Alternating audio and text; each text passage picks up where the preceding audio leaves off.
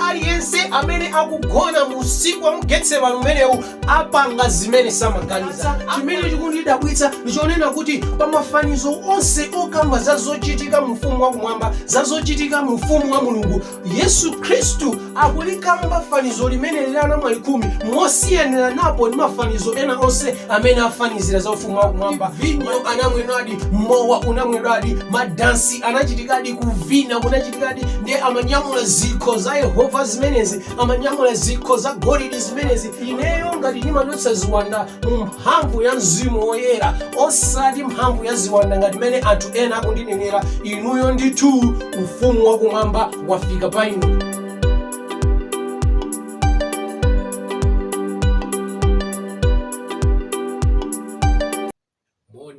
Mbuye wathu Yesu Khristu, tsiku linanso lopambana limene Mulungu atipatsa kuti tikhale pamodzi ndi kugawana mawu ake. Zikomo kwambiri pakutenga nthawi yanu kuti muli pamenepo, tikhale limodzi mpaka kumaliza phunziro lilonse.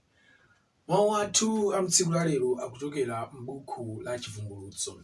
Chivumbulutso chapter 16 verse 13. Chivumbulutso chapter 16 verse 13. Ndipo ndinaona motuluka mkamwa mwa chinjoka, ndi mkamwa mwa chilombo, ndi mkamwa mwa mneneri wonyenga, mizimu itatu yonyansa ngati achule. Pakuti ali mizimu ya ziwanda zakuchita zizindikiro, zimene zituluka kunka kwa mafumu a dziko lonse, kuwasonkhanitsira ku nkhondo ya tsiku lalikulu la Mulungu Wamphamvu zonse.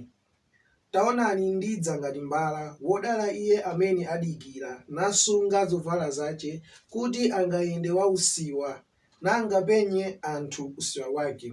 Ndipo anawasonkhanitsira ku malo otchedwa m'Chiheberi Amagedoni.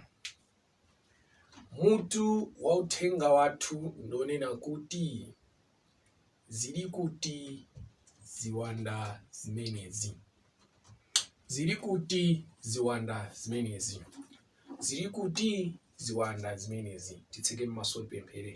Oyera ndi olemekezeka ndinu Mulungu Wamphamvu zonse, zikomo chifukwa chifundo chanu ndi chikondi chanu chopambana. Zikomo chifukwa nthawi imene mwatipatsayo kuti tikhale pamodzi ndi kugawana mawu anu. Khala nafe ndi kutitsogolera mu phunziro lilonse. Mu dzina ndi mphamvu ya Khristu Yesu tapemphera. Amen. Zili kuti ziwanda zimenezi. Zili kuti ziwanda zimenezi. Tawerenga nkhani imeneyi kuchokera m'buku la Chivumbulutso chapter 16 verse 13 matsika musimo, mmene akufotokoza Yohane m'masomphenya ake zimene anaona. Buku la Chivumbulutso ndi buku losangalatsa, ngakhale nthawi zina limavuta kumva poti linalembedwa mu zizindikiro. Komano buku limeneli akuti ndi buku la mavumbulutso a Yesu Khristu. Ndi buku la mavumbulutso a Yesu Khristu, kupereka ku dziko lapansi, kupereka kwa anthu ake, kupereka kwa atumiki ake. Ndiye chimodzi mwa mavumbulutso amene Yesu Khristu anaona kuti alivumbulutsire dziko lapansi, alidziwitse dziko lapansi, alidziwitse mpingo wake, awadziwitse anthu ake, ndi zimene tawerenga pamene pa Chivumbulutso chapter 16 verse 13 kumatsika musimo, pamene akufotokoza ndithu kuti Yohane anaona mkamwa mwa chinjoka mukutuluka mzimu, anaonanso mkamwa mwa chilombo mukutuluka mzimu, anaonanso mkamwa mwa mneneri wonyenga mukutuluka mzimu.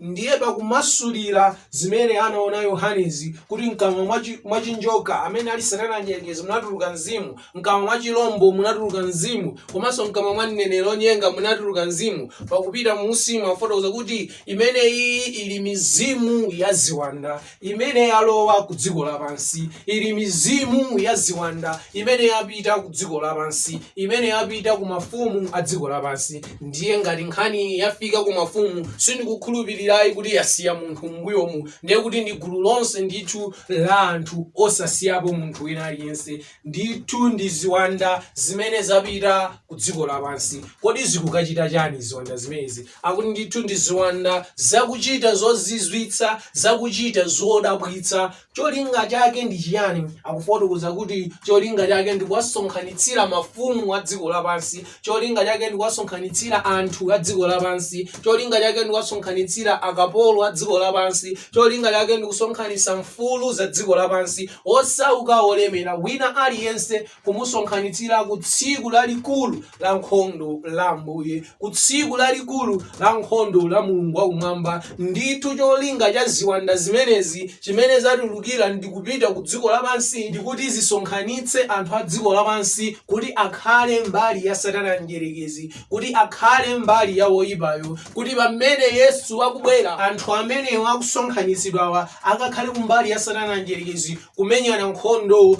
ndi Yesu Khristu. Yesu Khristu akubweranso posachedwa kudzatenga anthu ake, ndipo akadzatenga anthu ake amenewa adzapita nawo kumwamba kuphwando la Mwana Wankhosa. Zikazatha chaka chikwi adzabwereranso, ndipo akamadzabwera adzabwerano ndi mzinda woyerawo, adzabwerano ndi mzinda wopatulikawo, adzabwerano ndi mzinda wopambanawo, Yerusalemu watsopano. Ndipo akamadzabwera ndi mzinda wopambanawo, Yerusalemu watsopanoyo, zitatha zaka chikwi Satana adzammasula ku ndende yake ndi adzapita ku dziko lapansi kwa anthu amene ananyenga aja, kwa anthu amene ananamiza aja, kwa anthu amene anafa ochimwa aja, nawo anyenganso nati tilimbane ndi mzinda umenewo, nati tilande mzinda umenewo, nati timenyane nkhondo ndi mzinda umenewo. Ndipo akuti ali nkulingalira zimenezo moto udzatsika ndi kuwanyeketsa. Kotero akuti ziwanda zimenezi zapa Chivumbulutso chapter 16 verse 13 umatsika musimo ndi ziwanda zimene zatuluka kupita ku dziko lapansi kuti ndithu zikasonkhanitse anthu ku tsiku lalikulu limeneli, zisonkhanitse anthu adzakhale kumbali ya Satana pa tsiku lalikulu limeneli. Ndiye tufuna tikambirane za chinthu chimenechi kuti kodi ziwanda zimenezi zili kuti, chifukwa tu ziwanda zimenezi zinatulukadi ndipo zili pakati pathu ndipo zikugwira ntchito imeneyi yosonkhanitsa anthu kumbali ya Satana mdierekezi, kukonzekera tsiku lalikulu la nkhondolo, kukonzekera tsiku lalikulu mene Yesu Khristu akubwera, pamene dziko lapansi latanganidwa ndi mapulani osiyanasiyana, pamene dziko lapansi latanganidwa ndi maajenda osiyanasiyana, pamene anthu a dziko lapansi tatanganidwa ndi zinthu zosiyanasiyana, nayenso tu Satana watanganidwa, nayenso tu Satana ali bize, nayenso Satana ali ndi zochitika koma zochitika zake nzosiyana, chifukwa Satana mdierekeziyu akusonkhanitsa anthu kuwasonkhanitsira ku tsiku lalikulu la nkhondo la Ambuye. Koma munthu ali bize kupanga pokhala pabwino, munthu ali bize kupanga pokhala pamtendere, munthu ali bize kulipanga dzikoli kuti likhale labwino. Inde si zinthu zolakwika, ndi zinthu zabwino, inde si zinthu zoyipa, ndi zinthu zabwino. Komano chimene chikungondisangalatsa nchonena kuti Satanayu akudziwa nthawi, Satanayu akudziwa zochitika, kuti ayi pano sipokhala, pano sipokhalitsa, ndisalimbane napo pano, inde pano sipokhala sipokhalitsa, ndisakangamire napo pano, ndingokonza anthuwa kuti pa tsiku limenelo likafika adzakhale kumbali ya ine. Pamene ife taona ngati pano ndipokhala, anzathu akuona kuti pano sipokhala, posachedwa pa nkhondo ioneka, posachedwa pa nkhondo ikhalapo, ndipo zonsezi zifika kumapeto. Kodi inu ngati Satana mdierekezi, ngati Satana mdierekezi mdaniyo, ngati Satana mdierekezi woyipayo akuona kuti palibenso nthawi ya dziko lapansi, akuona kuti palibenso chochita cha nzeru pa dziko lapansi koposa kungokonzekera tsiku lalikululo, kodi inu mukuona kuti pali nthawi pa dziko lapansi? Kodi inu mukuona kuti pali za nzeru pa dziko lapansi? Bwanji nanunso mukonzekere za moyo wanu, bwanji nanunso mukonzekere za tsogolo lanu. Koma chomvetsa chisoni ndithu pamene Satana mdierekezi zosampindulira konse, Satana mdierekezi owonongayo amene ali bize tsopano kuona kuti nthawi palibe, ife pamene takhala pa mtambasale kuona kuti nthawi ilipo. Ndakuti ziwanda zimenezi zatuluka ku dziko lapansi chifukwa zikudziwa kuti nthawi yatha, ndipo zikuchita mwamphamvu ndi molimbika chifukwa choti akudziwa kuti atsala nawo kanthawi kochepa chabe. Ndiye akuti ziwanda zimenezi chinatuluka chiwanda china chonyasa ngati chule mkamwa mwa Satana mdierekezi, china chinatuluka chonyasa ngati chule mkamwa mwa chirombo, china chinatuluka chonyasa ngati chule mkamwa mwa mneneri onyenga. Ndiye pakufotokoza kuti ndi ziwanda zimenezizi zimene zatuluka ku dziko lapansi. Mukaziona ziwanda zimenezi ngakhale zikumveka ngati ndi zosiyana, kuti ziwanda china chituluka mkamwa mwa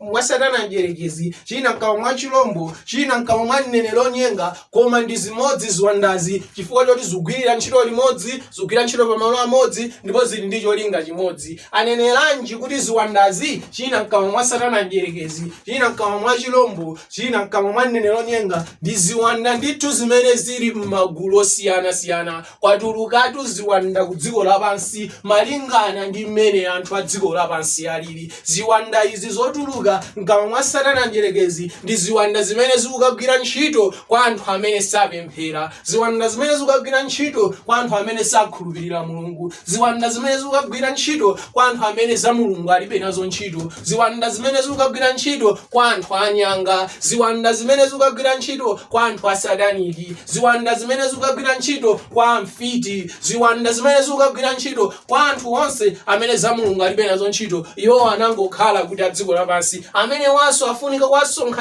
kuwasonkhanitsira ku tsiku lalikulu la nkhondo la Ambuye limeneli. Kotero kwatuluka ndithu ziwanda zapadera kukagwira ntchito imeneyi kuti onse amene sapemphera ndi za Mulungu alibe nazo ntchito, amene wawanso tachengetere, amene wawanso tapatse uchimo wawo, amene wawanso tapatse zochitika zawo kuti akhale mu zimene zizi ndithu, kuti kufikirana ndithu chimaliziro chifike ali mu zimene zizi ndithu. Ndipo kwatuluka ziwanda zina zapaderadera zimene zikuyendetsano maufumu a dziko lapansi, zimene zikuyendetsano maulamuliro a dziko lapansi, zimene zikuyendetsano mphamvu za dziko lapansi, kuti mphamvu zonse za dziko lapansi zibwere pamodzi, mphamvu zonse za dziko lapansi zipange chimodzi, mphamvu zonse za dziko lapansi ziyendere chinthu chimodzi. Ndi ziwandanso zapadera zimene zatuluka kukagwira ntchito imeneyi. Si chinthu chophweka kuti maufumu onse, maupresidenti onse akhale pamodzi ndi kupanga zimodzi ndi kumagwirizana nkumayendera chimenezo. Si chinthu chophweka, komatu chikuchitika ndipo pompano chikwaniritsidwa, ndipo chifikira pena paliponse ndipo chikwanira, ndipo chichita kuoneka kuti chinthu chija ndi tsopano. Ndakuti kwatuluka ziwanda zapadera zimene zikuyendetsa za mphamvu yonse ya pa dziko lapansi kuti ikhale imodzi. Zimenezi ndi ziwanda zimene zatuluka mkamwa mwa chilombomo. Ndi akuti kuli ziwanda zina zimene zatuluka mkamwa mwa mneneri onyenga. Izi ndi ziwanda zimene tsopano satana atatha kuona kuti inde kuli anthu osapemphera, inde kuli anthu osasamala, koma pali kagulu kenanso ka anthu kamene kamakhulupirira Mulungu wakumwamba, pali kagulu kenanso ka anthu kofunika kaganizira treatment yake yapadera, kofunika kaganizira zochitika zawo zapadera. Kagulu kameneka kamakhulupirira Mulungu wakumwamba, kagulu kameneka kamakhulupirira za Yesu, kagulu kameneka kamakhulupirira za mapemphero, kamenekanso funika ochita nako monga mmene kalili. Ndati kwatulukanso ziwanda mkamwa mwa mneneri onyenga. Izi ndi ziwanda zimene zapita ku dziko lapansi kukasocheretsa anthu mu dzina la Ambuye, kukasocheretsa anthu mu dzina la mapemphero, kukasocheretsa anthu mu dzina la Yesu Khristu lomweli. Ndithu dziko lapansili lili kusonkhanidwira ku tsiku lalikulu la Ambuye. Dziko lapansili kaya umapemphera kaya supemphera, kaya umakhulupirira kaya sukhulupirira, kaya umachita chani, kwatuluka ziwanda zoyenereza wina aliyense kunkokera mbali ya satana njerekezi. Ndefunso ndikumati kodi ziwanda zimenezi zili ziwanda izi zotuluka mkamwa mwa chinjoka sindikambapo kwenikweni, ziwanda izi zotuluka mkamwa mwa chilombo sindikambapo kwenikweni.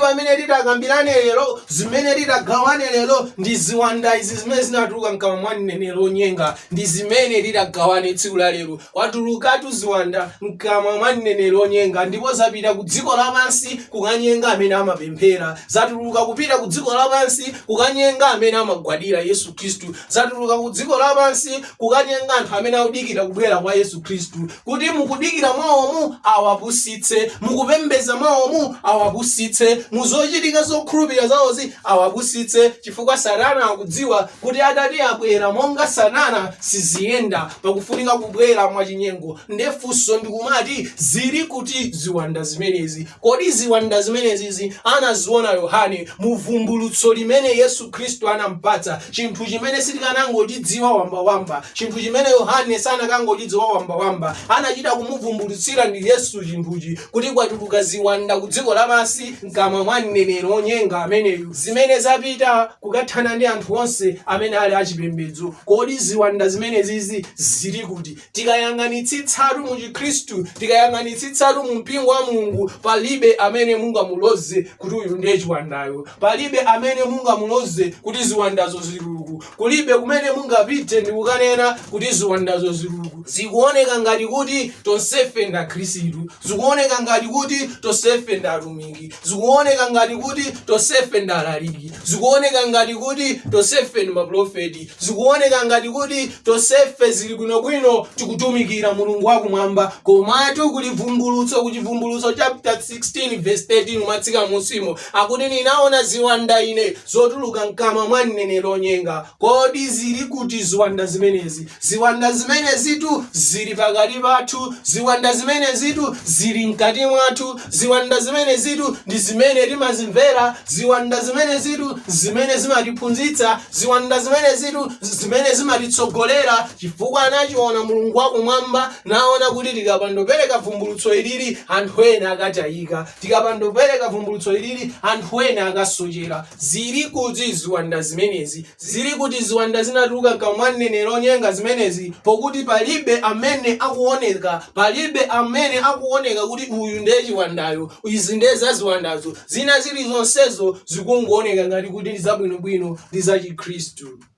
1 Timoteyo 4 verse 1. Koma Mzimu anena monenetsa kuti m'masiku otsiriza ena adzataya chikhulupiriro ndi kusamala mizimu yosocheretsa ndi maphunziro aziwanda. Mawu a Mulungu akunena pa 1 Timoteyo 4 verse 1 kunena kuti ichi Mzimu anena. Chinthu ichi Mzimu anena. Si maganizo okha a munthu ayi, si kulingalira kokha kwa munthu ayi, si munthu kuda munthu mnzake ayi, ndi chimene Mzimu anena. Kuti m'masiku otsiriza zidzachitika zinthu izi, kuti anthu adzafika potaya chikhulupiriro, anthu adzafika potaya choonadi ndi kuyamba kusamala mizimu yosocheretsa, ndi kuyamba kusamala mizimu yosocheretsa, ndi kuyamba kutsatira zinthu zophunzitsidwa kuchoka ku ziwanda, zinthu zophunzitsidwa kuchoka ku mizimu yonyasa imeneyi imene Yohane anayiona m'buku la Chivumbulutso. Kodi zili kuti ziwanda zimenezi? Ndithu zikutheka bwanji kuti munthu ndi Mkhristu koma kuti waphunzira zophunzitsidwa ndi ziwanda? Zikutheka bwanji munthu ndi Mkhristu amapita ku chalichi kutumiki ku fellowship munthuyu koma kutsatira zinthu zophunzitsidwa ndi ziwanda? Zikutheka bwanji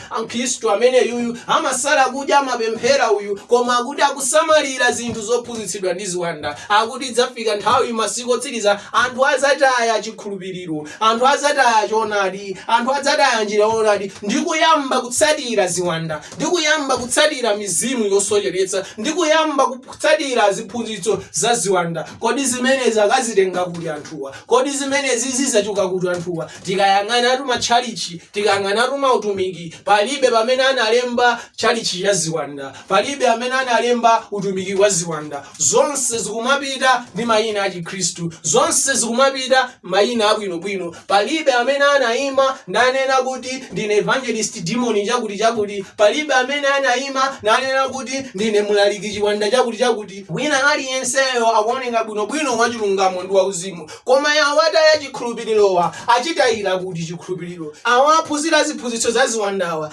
aziphunzirira kuti zimenezi, awakutsatira ziphunzitso za ziwandawa aziphunzirira kuti zimenezi. Kodana akalowa kuchalichi cha ziwanda ayi, kodana akatsatira chiwanda chikuyenda uko ayi. Zonsezi azitengera kuti? Azitengeratu kuchalichi mu dzina la Ambuye, azitengeratu kwa mtumiki mu dzina la Ambuye, azitengeratu ku fellowship mu dzina la Ambuye. Kotero ndithu ziwanda zimenezi zimene anaziona Yohane zili pakati pathu. Ziwanda zimenezi zosocheretsa zimenezi, mizimu imeneyi yosocheretsa zimenezi, imene ikutayitsa ena chikhulupiriro, imene ikusocheretsa anthu ndi kuwasonkhanitsa iwo ku tsiku lalikulu la Yehova, ku tsiku lalikulu la nkhondo la Mulungu, zinakali pakati pathu. Ndipo zina mwa izo ndi zimene ife timapitako kapemphera, zina mwa izo ndi aprofeti athu, zina mwa izo ndi abusa athu, zina mwa izo ndi alaliki athu, zina mwa izo ndi aphunzitsi athu, zina mwa izo timazipatsa chopereka, zina mwa izo timazipatsa chachikhumi. Zili pakati pathu ziwanda zimenezi zimene anaziona Yohane m'buku la Chivumbulutso limeneli. Ziwanda zimenezi zili pakati pathu, ndipo zili pakati pathu mu dzina la Ambuye.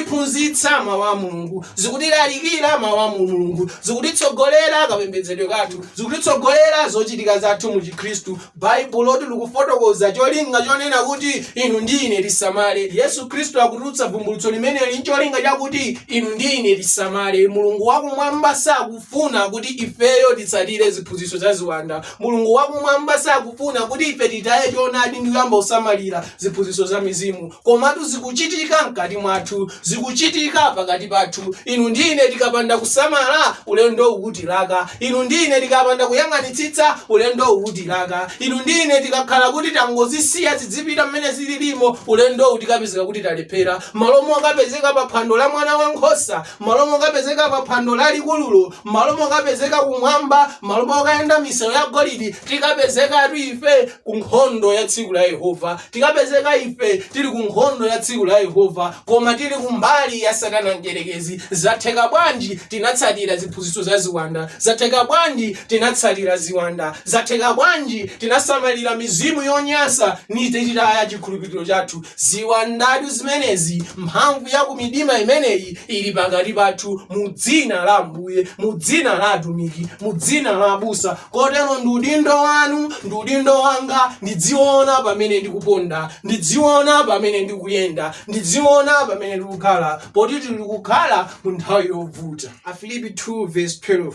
Potero okondedwa anga, monga momwe mumvera nthawi zonse, posati pokhapokha pokhala ine ndilipo, komatu makamaka tsopano pokhala ine palibe, gwirani ntchito yace ya chipulumutso chanu ndi mantha ndi kunthunthumira.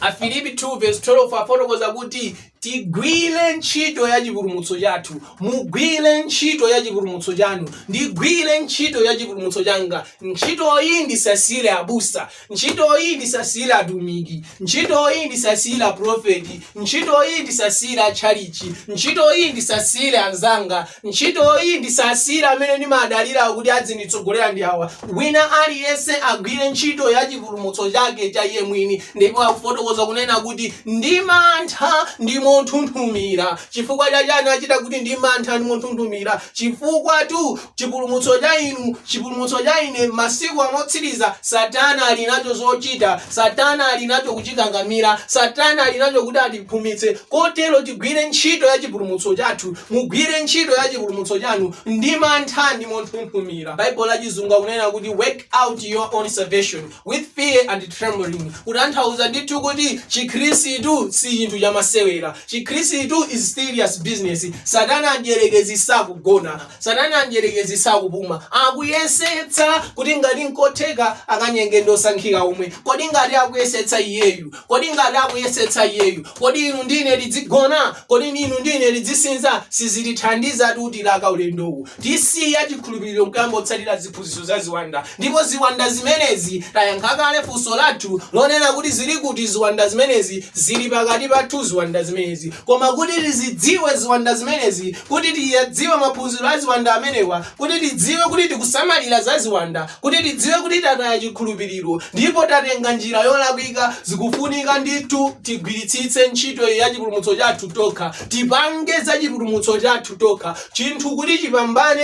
ukamadalira anthu kuti akupangire, nanji chinthucho chikhala chovuta ndi nkhani yovuta. Chinthu chikakhala chofunikira kwambiri umachipanga wekha, udzichiona mmene chikuyendera. Chipulumutso chanu, chipulumutso changa ndi chinthu chofunika kwambiri. Nkhani yakumwamba simatisuntha kwenikweni, nkhani yakumwamba simatipatsa kukoka mtima kwenikweni. Mwina chifukwa yoti sitinapiteko, komatu Satana imamusuntha chifukwa iyeyo anapitako. Satana imamusuntha chifukwa iyeyo akukudziwa. Akudziwadi kuti ndi dziko la mtendere, akudziwadi kuti ndi dziko lokoma, akudziwadi kuti nkopanda nthenda, akudziwadi kuti kulibe manda, akudziwadi kuti kulibe ngozi, akudziwadi kuti kulibe imfa, akudziwadi kuti kulibe umasiye, akudziwa kuti ni malo abwino. Koma inu ndine amene tikupita kumeneku tikupanga zibwana, tikupanga masewera. Yesu Kristu atabwera pa dziko lino lapansi anali ndi kuthekera kokhala ulemera, anali ndi kuthekera kupanga zilizonse zimene anthu adziko amapanga. Komatu Yesu Kristu anangotenga chidwi chake kuchika pa chipulumutso cha munthu. Koma nzomvetsa chisoni tsopano munthu ameneyu, amene Yesu Kristu anasiya ulemerero ulemerero wake nakhala munthu bwera pasi pano, munthu ameneyu amene Yesu Khristu anasala masiku 40 chifukwa cha iye, munthu ameneyu amene Yesu Khristu anaenda maulendo autali wapasi mfalisa uthenga, munthu ameneyu amene Yesu Khristu anamenyedwa chifukwa cha iye, munthu ameneyu amene Yesu Khristu anaphedwa chifukwa cha iye, iyeyo sizikumukhudza. Zinthu zimene akakamira zazi, zinthu zimene akupanga zazi, abale anga moyo uti ngati pali chaphindu chimene tingachite nacho ndendi chopanga za chipulumutso chathu. Moyo uti ngati pali chinthu chopambana chimene tingachite nacho ndipo panga za chipulumutso chathu. Chifukwa chake Afilipi 2:12 akunena kuti pangani, gwirani ntchito ya chipulumutso chanu ndi mantha ndi kunthunthumira, ndi mantha ndi kunthunthumira. Ndithu likhale khumbo lanu kuti inuyo musasokonekere, inuyo zisasokonekere, mukalowe ku chipulumutso, mukalowe ku phwando la Mwana Wankhosa. Likhale khumbo langa, likhale khumbo lathu kuti ndithu pavute pasavute ifeyo tipulumuke. Asatiphumitse Satana njerekezi, zisatiphumitse ziwanda kulona wathu wa moyo. Abale, ziwanda zimenezi zili pakati pathu, tikapanda kusamala ena aife mwina tadayika kale, komatu nthawi ilipo tikhoza kusintha, nthawi ilipo tikhoza kubwerera. Ulendowu pamene ukufika kumapeto ndi pamene pafika povuta, chifukwa Satana njerekezi akuchita ndipo akuchita molimbika. Ife tikatepeka, ife tikabwerera mbuyo, ulendo uti laka othaitha. Abale anga, ziwanda izi zilipodi ndipo zili pakati pathu ndipo zikugwira ntchito. Tikapanda kudzuka kutulo ndi kupanga ubwenzi wa mtengo wapatali ndi Yesu, tikapanda kudzuka kutulo ndi kukhala Akhristu wa serious, ulendo uti laka. Mulungu wakumwamba akudalitseni. Ziwanda anazoona Yohanezi zilipodi ndipo ndizoona ndipo zili pakati pathu. Tikapanda kusamala zimenezi zili nyenga, zilipusitsa. Ndipo malomo kapezeka ku phwando la Mwana Wankhosa kukayimba usana tidzapezeka kuti tili tsiku la nkhondo la Ambuye, koma tili kumbali ya Satana njerekezi. Mulungu sakufuna mukathere kumeneko, Mulungu sakufuna ndikathere kumeneko. Tseke m'maso tipemphere. Oyera ndi olemekezeka ndinu Mulungu wamphamvu zonse, zikomo chifukwa nthawi imene nayo mwatikumbutsa ndi kutiuza kuti tisamangoyenda ngati akhungu, tisamangoyenda ngati osazindikira. Kuli ziwanda kunja kuno mu dzina lanu, kuli ziwanda kunja kuno mu dzina lanu zimene zikusocheretsa kulakalaka ndithu kuti ngati nkotheka akanyenge ndi osankhika omwe. Mulungu tithandizeni, tidzuke kutulo, tichotseni khungu lathu ndipo tipange ubwenzi ndinu ndi kukudziwani inu. Ndikuti pamene abwera mawu achilendo mkhutu mwathu tikadziwe, chifukwa mawu anu akunena kuti nkhosa zanga ndizidziwa ndipo izonso zindidziwa ndipo zimamva ndi kuwadziwa mawu anga. Mulungu wakumwamba, ena mwa ife sitidziwa nkomwe mawu anu, sitikuzindikirani nkomwe. Mulungu tithandizeni kupanga ubale ndi ubwenzi ndinu, tiyende nanu ndi kukutsatani inu. Pulumutsani ife amene tikutsatira kale ziwanda, pulumutsani ife amene tasochera kale, kuti Ambuye tibwerere kwa inu ndipo tipange ubwenzi wamphamvu ndi kudziwana ndinu osabweriranso mbuyo. Mu dzina ndi mphamvu ya Khristu Yesu ndapemphera, amen. Zikomo kwambiri kuti mnali pamenepo mpaka uthengawu tamalizira limodzi. Mulungu wakumwamba akudalitseni. Mnali ndine Evangelist Resa Mponda kuchokera ku ITC Ministries. Ngati mungafune ena mauthenga athu kapena maphunziro athu, mukhoza kupita pa masamba athu a intaneti pa www.itcministries.com. Mulungu wakumwamba akudalitseni.